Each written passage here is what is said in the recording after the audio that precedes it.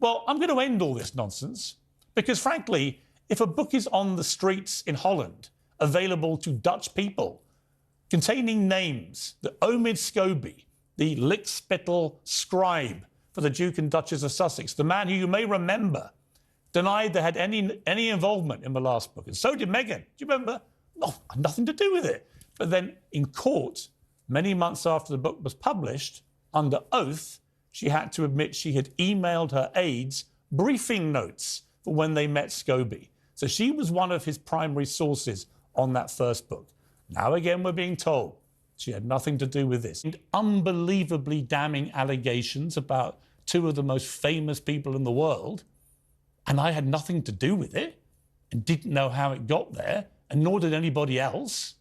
How does it get there, Omid? Surely you as the author, I mean, you must be furious, right? You must be demanding. Heads roll. And you want names, don't you, ironically, Omid, about who did this to you? Who besmirched your reputation as an author? I would, Omid.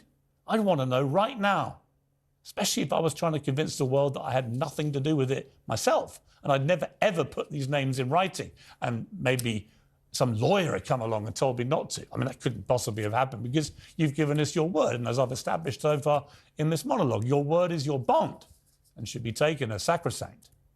Well, I'm going to cut through all this crap.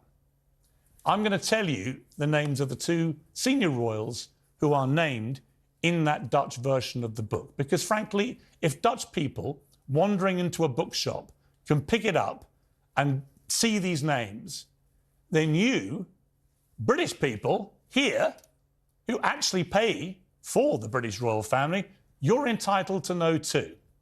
And then we can have a more open debate about this whole farrago, because I don't believe any racist comments were ever made by any of the royal family. And until there is actual evidence of those comments being made, I will never believe it.